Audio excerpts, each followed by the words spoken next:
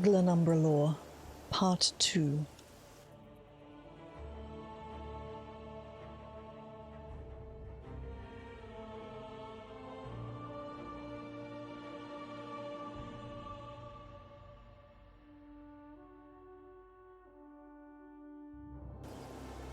The Werewolf's Hide, by an unknown pack leader.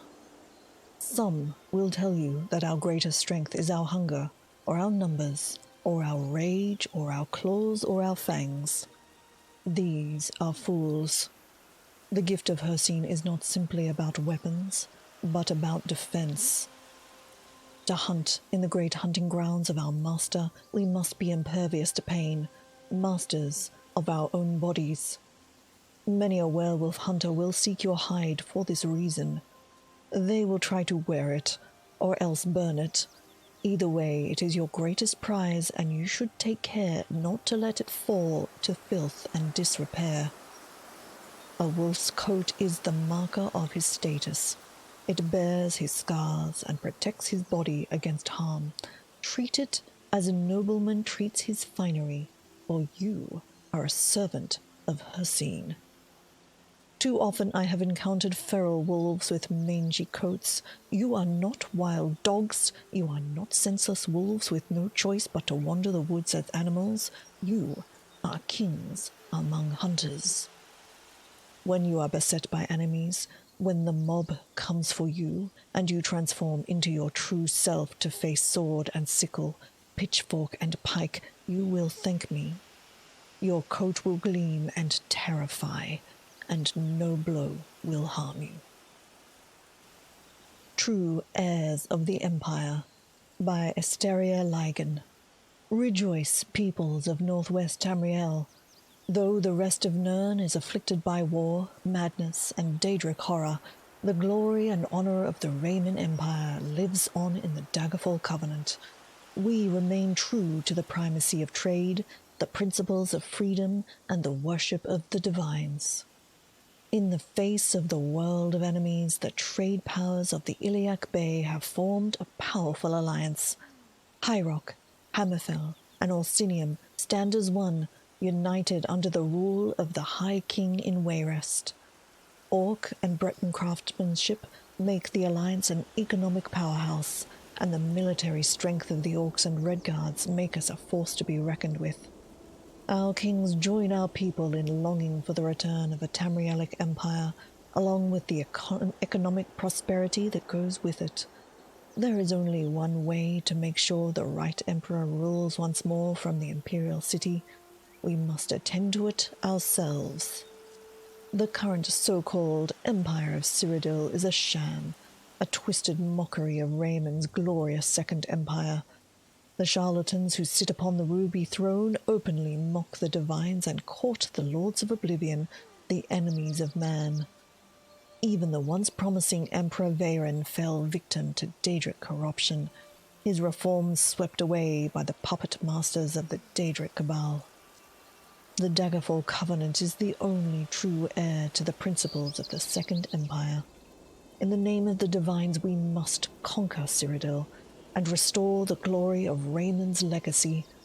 The cancerous Daedra worship that has corrupted Cyrodiil and threatens all Nirn shall be cleansed from Tamriel.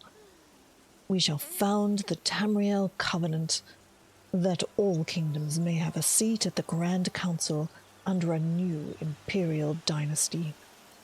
Forward, soldiers of the Covenant, freedom for all peoples in the name of the divines, for a new empire and a new era of law and justice. Varieties of Faith, the Bretons, by Brother Mikhail Karoxor of the Imperial College. The Eight. Akatosh, Dragon God of Time. Akatosh is the chief deity of the Eight Divines, the major religious cult of Cyrodiil and its provinces, and one of two deities found in every Tamrielic religion. The other is Lorcan. He is generally considered to be the first of the gods to form in the beginning place. After his establishment, the other spirits found the process of being easier, and various pantheons of the world emerged. He embodies the qualities of endurance, invincibility, and everlasting legitimacy. Kinnereth, Goddess of Air. Kinnereth is a member of the 8 Divines, the strongest of the sky spirits, patron of the sailors and travelers. In some legends, she is the first to agree to Lorkhan's plan to invent the mortal plane, and she provides the space for its creation in the void. She is also associated with rain, a phenomenon said to not have occurred before the removal of Lorkhan's divine spark. Julianos, god of wisdom and logic. Often associated with Junal, the Nord father of language and mathematics, Julianos is the god of literacy, lore, history, and contradiction, and the favorite deity of most Breton mages. Dibella, Goddess of Beauty. Popular god of the 8 Divines, Dibella has nearly a dozen different cults, some devoted to women, some to artists and aesthetics, and others to erotic instruction. Arche, god of the cycle of life and death. Member of the 8 Divines pantheon and popular elsewhere as well, Arche is often more important in those cultures where his father, Akatosh, is either less related to time or where his time aspects are difficult to comprehend by the common folk. He is the god of burials and funeral rites, and is sometimes associated with the seasons. His priests are staunch opponents of necromancy in all forms of the undead. It is said that Arche did not exist before the world was created by the gods under Lorkhan's supervision, urging, trickery. Therefore, he is sometimes called the Mortal's God. Zenithar, god of work and commerce, trader god. Member of the 8 Divines, Zenithar is understandably associated with the Bosmeri Zen. In High Rock, however, he is a far more cultivated god of merchants, artisans, and the middle nobility. His worshippers say, despite his mysterious origins, that Zenithar is the god of that will always win. Mara, goddess of love. Nearly universal goddess. Her origin started in mythic times as a fertility goddess in High Rock. She is the mother goddess. She is sometimes associated with Nur of the Anuad, the female principle of the cosmos that gave birth to creation. For the Bretons, she is married to Akatosh. Stendar, god of mercy. God of the 8 Divines, Stendar has evolved from his Nord origins into a deity of compassion, or, sometimes, righteous rule. Stendar is the patron of magistrates, rulers, and knights-errant. Additional deities with significant Breton cults. Magnus, Magus, the god of sorcery. Magnus withdrew from the creation of the world at the last second, though it cost him dearly. What remains of him is felt and controlled by mortals as magic. One story says that, while the idea was thought up by Lorkhan, it was Magnus who created the schematics and diagrams needed to construct the mortal plane. He is sometimes represented by a golden eye, an astrolabe, a telescope, or more commonly a staff. Legends say he can inhabit the bodies of powerful magicians and lend them his power. Ifre, god of the forest. While Akatosh time god might be the king of the gods, Ifre is revered as the spirit of the now. According to the elves, after the creation of the mortal plane, everything was in chaos. The first mortals were turning into plants and animals and back again. Then Ifre transformed himself into the first of the Elonfe, or the Earthbones. After the laws of nature were established, mortals had a semblance of safety in the new world because they could finally understand it. Shor, bad man. In High Rock, the bad man is the source of all strife. He seems to have started as the god of crop failure, but most modern theologians agree that he is the demonized version of the Nordic Shor, or Altmeri Lorkhan, born during the dark years after the fall of Sarthal.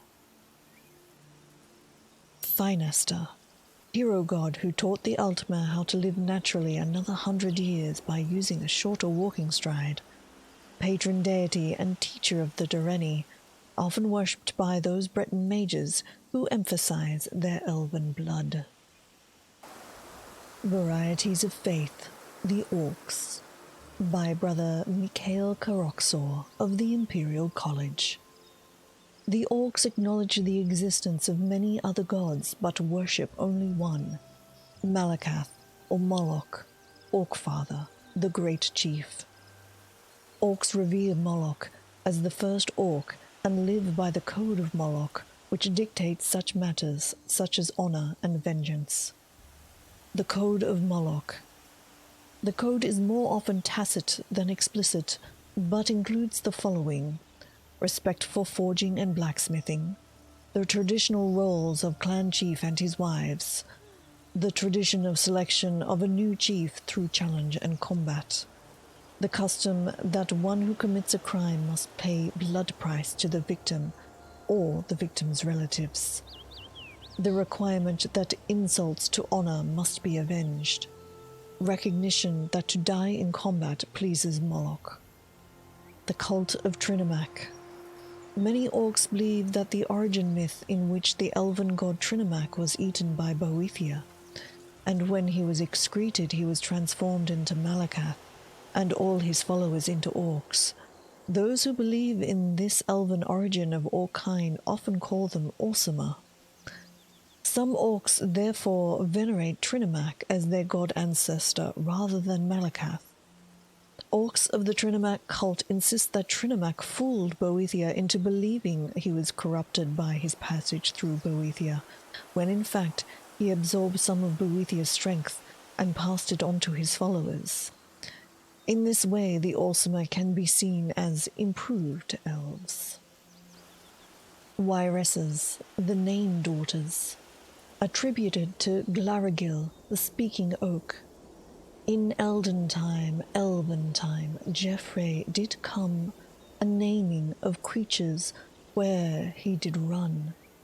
As all was chaotic and names were unknown, his gift was a name for each beast, plant, and stone. Then all knew their places except men and mer, who plundered, ravaged wherever they were. I name you the Earthbones, Geoffrey decreed, lords of the forest, rock, root, and seed. This heritage nurture, henceforth be its guards, and designate worthies to act as its wards.